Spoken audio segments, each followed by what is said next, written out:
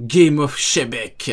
Allez, c'est parti. D'ailleurs, j'ai remarqué depuis que je reforce avec c'est pas Shebek, c'est Xebec, il y en a plein que ça énerve, hein. Il y en a plein qui sont énervés. Ils aiment pas quand on leur dit que c'est pas Shebek, mais c'est Xebec. C'est Xebec, arrêtez de pleurer. Allez, c'est parti. L'histoire interdite de Xebec, le seul pirate qui a fait trembler Emu. Rox dit Shebek, le plus grand pirate de cette Goji, Rox dit Shebek. génération, se dévoile entièrement dans ce chapitre. Sa rencontre avec Emu sur Marie-Joise. Oh, Son clash Goji, Shebek. avec Harald, la création. Il y a Sengoku Freud, il a dit, les gens se chient dessus. Ouais, mais en fait, le problème, c'est que pendant longtemps, on leur a rien dit. Pendant longtemps, ces gens-là, on les a laissés traîner nus dans la rue en toute impunité. Sauf que maintenant, il faut savoir dire stop, voilà. Allez, on y va. De son équipage ou sa puissance délirante. Absolument chaque case de ce chapitre mérite une attention particulière. Gonzui Shiki donne... En vrai, il va me régaler.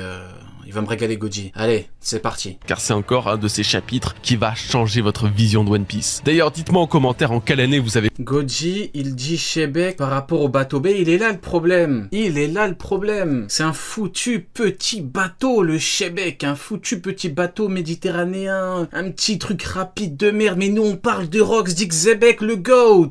Bordel, commencez pas à me chauffer, les mecs. Comment c'est cette œuvre? Je suis vraiment curieux de le savoir. On a beaucoup de taf. Shebek, on est où là? Alors je vous retiens pas plus longtemps, mais comme d'habitude, n'oubliez pas de liker et de vous abonner car presque 40% Ouais, Goji. d'entre vous ne le sont toujours pas. Allez, c'est parti, débutons l'analyse de ce monstre. Le chapitre commence là où il s'est arrêté la semaine dernière, la rencontre entre Loki et Shebek sur Elbaf. Et là, avant d'analyser, on va surtout résumer tout ce qui a pu se passer. Alors que Loki s'étonne de la présence, mais surtout de l'existence d'êtres si petits que les humains, il attaque Rox qui dégaine son épée à son tour et envoie valser notre jeune Loki dans les airs. Pour cause, le narrateur qui va nous suivre tout le long de ce chapitre, expliquant le parcours de Shebek, nous explique aussi que les attaques de Rox sont connues pour projeter... Pour tout balayer autour de lui. Le les méchant. objets environnants dans les airs tels l'impact d'un coup de canon ou d'un énorme marteau. Ça annonce la couleur et cette couleur on la voit pas longtemps après car le flashback de la rêverie commence. Le X en chinois se prononce ouais, exactement, ouais, comme Xi Jinping, ouais. Mais le problème c'est que Xebec, je crois pas qu'il soit chinois.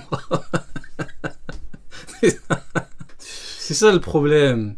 Tout juste Les gens vont me parler en petit bateau, ils vont me parler en chinois. C'est un chinois, Xebec maintenant. Bordel de merde. dans le flashback d'un autre personnage, je vous présente Eiichiro Oda, messieurs.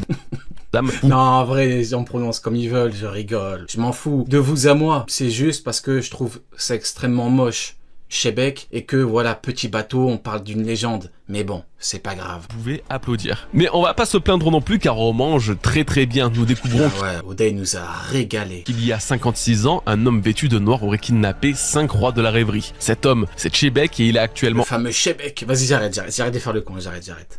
assis aux côtés d'Imu dans la salle des fleurs, pistolet en main, avec l'air servante Eh oui, mes amis. Rox dit Shebek, en plus d'être épéiste, est également un guniste. Et moi, je vous le demande, faut-il dissocier l'épéiste du guniste? Chacun aura sa réponse. pas très loin, ressemblant d'ailleurs étrangement à Gunko. Shebek et Imu ne partagent pas beaucoup de mots, le narrateur lui par contre nous révèle que Ouais, mais non, tu comprends pas, il a une épée, donc c'est un épéiste. Bah oui, je suis d'accord avec toi, oui. S'il a une épée, c'est un épéiste. Mais il a également un gun, donc c'est un guniste. Oui, tout à fait. pour la première fois quelqu'un a réussi Faut à arrêter de se chier dessus, les mecs, hein. C'est pas de ma faute s'il y a un gun, hein.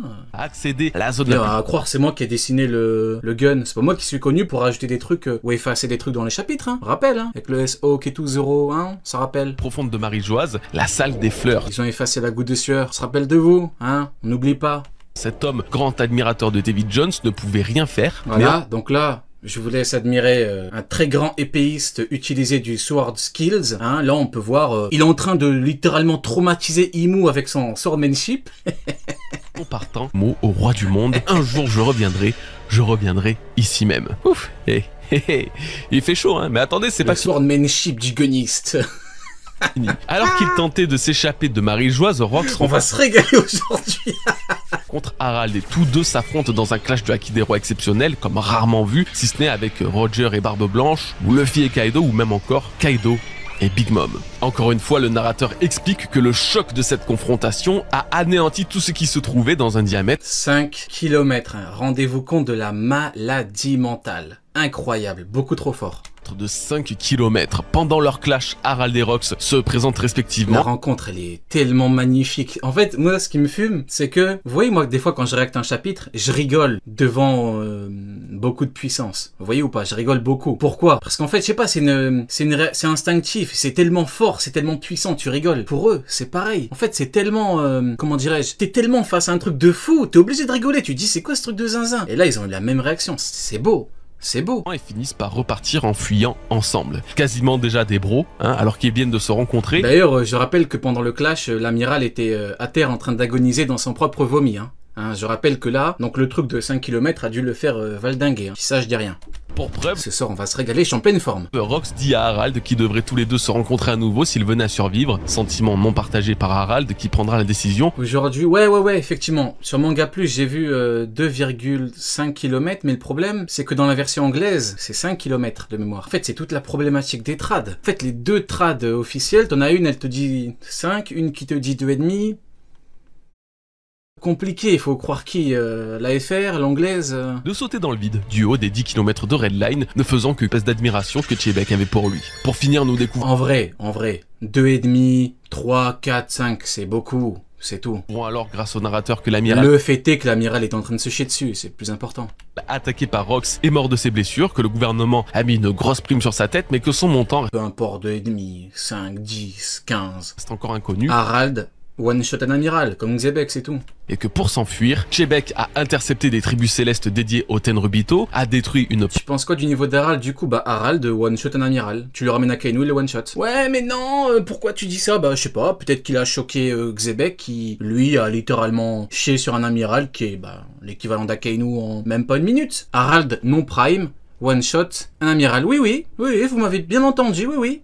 Porte de la justice et a finalement utilisé tout ce qu'il venait de voler pour lancer sa carrière de pirate. Ciblant les autres capitaines pirates, il a formé son groupe en gagnant de nouveaux membres grâce au Davy Backfight, mais son équipage devra attendre encore quelques années avant d'être officialisé sur la ruche. Alors, je sais pas... Oda, il m'a régalé, ça fait 2 chapitres, je suis... Waouh! Si vous vous souvenez, mais au tout début du flashback d'Harald, fin du chapitre 1152 du coup, je vous disais que, vu la folie de ce personnage, on le verra peut-être rejoindre les Rox et Chebek, ça collerait bien à son caractère. Jamais de la vie j'aurais cru être à la fois si proche et si éloigné du but, à la fois. Mais j'aurais encore moins imaginé qu'autant... Si proche et éloigné du but. Tant de choses sur Chebek soient dévoilées, waouh, c'est clairement pas moi qui vais m'en plaindre. Là, il y a 8 milliards de trucs à analyser dans ce chapitre, mais on va bien structurer tout ça. Voici les parties de cette review. Premièrement, on va analyser la puissance délirante de Chebek, mais aussi la puissance délirante de Chebek. Harald. Moi maintenant les mecs, maintenant qu'on a eu les 2 chapitres, parce que je vous rappelle, chronologiquement parlant, on a eu le chapitre, on nous a dit qu'il avait fumé un amiral, on nous a dit non, il a assassiné, l'amiral était au chiottes, il y a Xebec qui arrivait avec une rafale, il l'a rafalé pendant que l'amiral est en train de lire Sofoot au chiottes, sauf que maintenant, nous avons eu la réalité des faits, c'est-à-dire que c'est son agresseur, et il l'a exterminé très facilement, sinon les renforts seraient venus rapidement. Donc maintenant on peut parler. Il a battu un amiral en 1 ou 2 minutes. Quid de Garp Prime maintenant? Xebec Prime versus Garp Prime. Dites-moi, Xebec Prime qui jeune filme un amiral en 2 minutes contre Garp Prime. Maintenant on peut parler. Oui. À la même occasion. Deuxièmement, on va quand même parler de Davy Jones parce que le sujet est trop passionnant. Si Chebek en a un admirateur, c'est peut-être pas pour rien. Troisièmement, nous allons analyser l'équipage des Rox dans son intégralité. Et finalement, quatrièmement, nous allons nous pencher sur la rencontre entre Imu et Chebek et plus globalement, ce que Rox désirait vraiment, son plan final, ses origines et même son futur. Allez, on va démarrer avec la puissance de Chebek. Merci infiniment pour votre soutien et commençons. Alors, sans surprise, Chebek est un véritable monstre. Après toutes ces... Il dit Chebek ou Chebek? Attends, il dit Chebek. Ah ouais. Années à spéculer, hein. Et commençons. Alors, sans On a passé une nouvelle étape. Chebek a désormais évolué en Chebek. C'est un Pokémon. surprise, Je rigole, ça va. Chebek est un véritable monstre. Après toutes ces années à spéculer autour de sa force, à se demander si Oda maxait pas un petit peu trop, hein, en disant que c'était le plus grand rival de Roger ou même qu'il a fallu une alliance avec Garp pour le vaincre, eh bien non, Chebek... Non mais Sengoku va falloir le mêler. Va falloir le mêler, Sengoku. Parle d'alliance. Sengoku est un menteur. Il nous a dit quoi? Ouais, les Rocks, ils font que s'entretuer, ils se détestent, il y avait du sang partout, il y avait du vomi partout. Excusez-moi, dans le dernier chapitre, tout le monde mange, tout le monde rigole, tout le monde est en paix. Je pense qu'on peut le dire encore une fois, Sengoku raconte de la merde. qu'il n'a pas du tout volé sa réputation. Est-ce Et qu'il... d'ailleurs, il a même pas dit Xebec est contre Roger et Garp. Il a dit alliance inopinée Roger Garp contre les Rocks. Donc, si Garp a affronté Barbe Blanche, Big Mom, Kaido, H d'Argent, Gonzui ou Don Marlon, hein, Don, il s'entraînait pour battre Don Chinjao, peut-être qu'il a dû s'entraîner à son prime pour battre Don Marlon, je sais pas, j'étais pas là, et ben la phrase de Sengoku est réelle. est mis à l'honneur dans ce chapitre, ce Même si ça reste un mytho.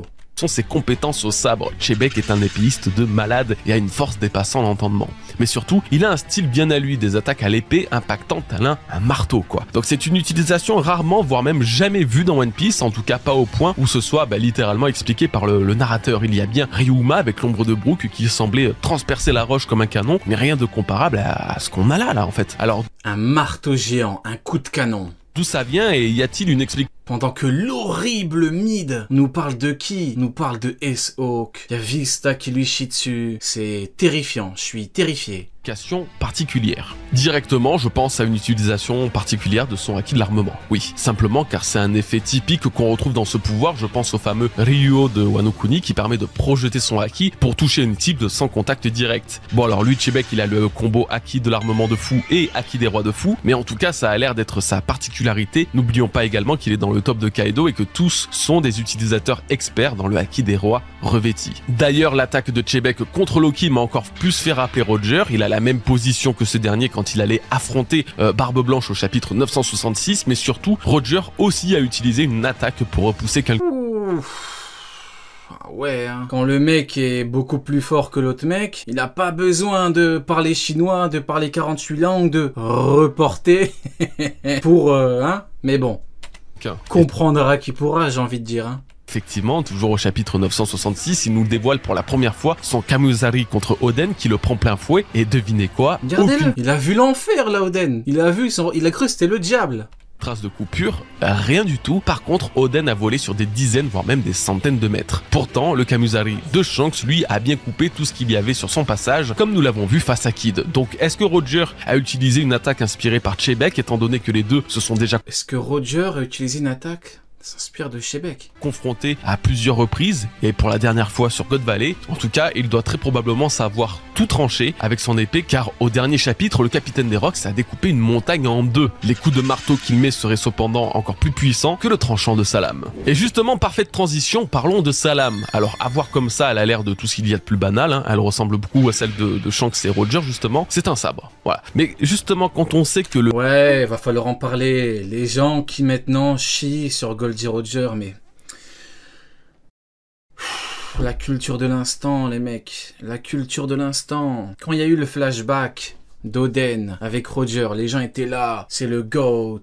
Il est beaucoup trop fort et tout. Maintenant, c'est quoi? Ça nous dit Roger, il pue la merde. Mais en fait, pourquoi les gens ne savent pas doser? Moi, je comprends pas. On dirait... Les gens ont perdu la notion de dosage, entre guillemets. Plus personne sait doser. C'est n'importe quoi. Mais tu sais, Roger, il pue la merde. Mais tu peux dire que Xebec est un malade mental, un roi, un vrai pirate, un monstre. Et Roger est également la même chose. Kaido, il a dit quoi? Il a dit le mec qui atteint le sommet, c'est qui? C'est Roger.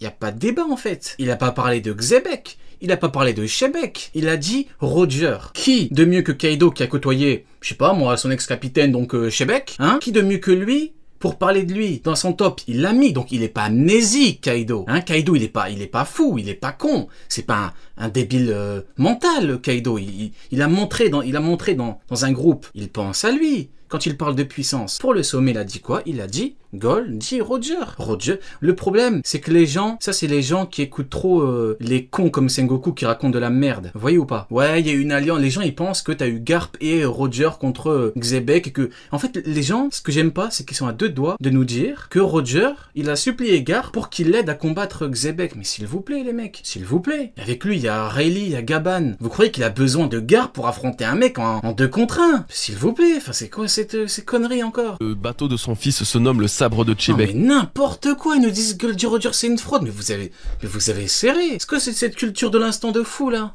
Est-ce que finalement on pourrait pas se dire que cette arme était spéciale, hein? En gros, on sait pas. Je vous jure, je comprends pas. Les gens, ils peuvent pas dire que les deux c'est de GOAT. On dirait leur langue va brûler. Les deux sont des rois, c'est tout. Pas tout encore des secrets des épées dans One Piece. Je pense particulièrement à Shamrock qui nous a dévoilé un... Rio, t'es déjà énervé? Non. Ah bah non, si j'étais énervé...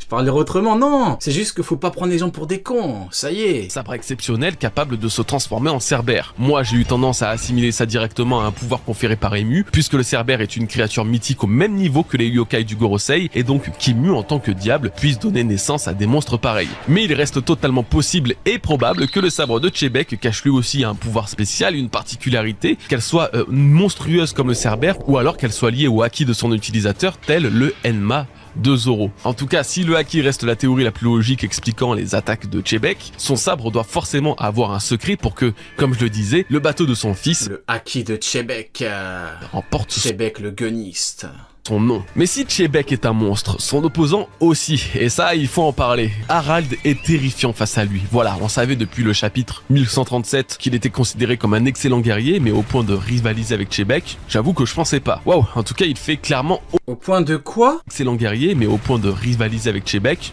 Rivaliser? Ça me rappelle... certains personnages, mais j'ai oublié qui. J'avoue que je pensais pas. Waouh, en tout cas, il fait clairement honneur aux géants. Hein, lui, mais aussi Loki, le sang des géants antiques, c'est quelque chose. Je suis sûr que ne se serait pas fait one-shot par un Luffy en Gear Sigand. Pas vrai, Erudine? Ouais, bref. Bon, alors, ce clash entre les deux personnages a mené à plusieurs choses. Déjà, il rappelait beaucoup les clashs Oden Barbe Blanche et Roger Barbe Blanche. Roger Barbe Blanche, car l'onde de choc est vraiment similaire à la leur, mais aussi à Oden contre Newgate sur Wano parce qu'ils s'attaquaient sans réelle animosité, j'ai l'impression. Au contraire, le parallèle va aller encore plus loin. Oden demande à Barbe Blanche de le laisser monter sur son navire. Je m'appelle Oden Kozuki, prends-moi avec toi, Tandis que Chebek, rencontre de fou, hein. Lui, ne va cesser de demander à Harald de rejoindre son équipage après avoir découvert bien tout l'étendue de sa puissance. Alors justement, concernant ce désir de recruter Harald exprimé par Chebek, il m'a fait bien rire, car comme je le disais plus tôt, c'est en partie ce que j'imaginais quand son flashback a commencé. Mais surtout, je trouve que ça ne fait que confirmer la théorie que je vous exposais dans la dernière review. Loki, fils d'Harald, a de grandes chances de rejoindre Teach, fils de Chebek. Même s'il reste trop profondément gentil pour un personnage comme lui et que Luffy l'a de toute façon invité à rejoindre les Mugi, il est totalement possible d'imaginer... Oh, Barbe Poire, refais plus jamais ça, Barbe Noire, j'ai failli faire une crise cardiaque là, qu'est-ce que tu nous fais là? Possible d'imaginable que durant un temps, Loki rejoigne Teach avant de se rallier au protagoniste. La preuve qu'Oda kiffe toujours autant les effets parallèles et miroirs, Teach a recruté sans le vouloir. Ouais, il a la même tête, hein. Il a la même tête, honnêtement. Tous ceux qui disent c'est son daron, là, il y a pas de... On peut rien dire, hein. Là, il a la même gueule que lui et son frère, c'est littéralement une fusion des deux. Sans le savoir, le très probable fils de Wangzi, Ochoku, l'un des premiers pirates ayant suivi son père. Vous allez me faire croire que ni Loki... Loki rejoindre Barbe Noire? Non, il a pas dit Loki va rejoindre Barbe Noire. Teach avant de se... les Mugi, il est totalement possible d'imaginable que durant un temps, Loki rejoigne Teach avant de se... Loki va rejoindre Teach? Rallier au protagoniste. La preuve qu'Oda kiffe toujours autant les... Mais chronologiquement, comment il rejoint Teach, après il rejoint les Mugi? Genre après le baf, il va rejoindre Barbe Noire Effets parallèles et miroirs, Teach a recruté sans le vouloir et sans le savoir le très probable fils de Wangzi, Ochoku, l'un des premiers pirates ayant suivi son père. Vous allez me faire croire que ni Loki, qui pourrait enfin suivre quelqu'un voulant dominer le monde comme lui tout en étant le fils de son modèle, ni Teach, qui pourrait recruter le fils du digne héritier d'Harald, la cible de Chebek. Ah, Parce que Barbe Noire, c'est le fiston, bah oui, j'aime pas, mais bon. Ne se rencontreront tous les deux là? Il y aura pas d'interaction? Sachant que les capitaines de Teach se nomment les 10 capitaines titanesques, les titans étant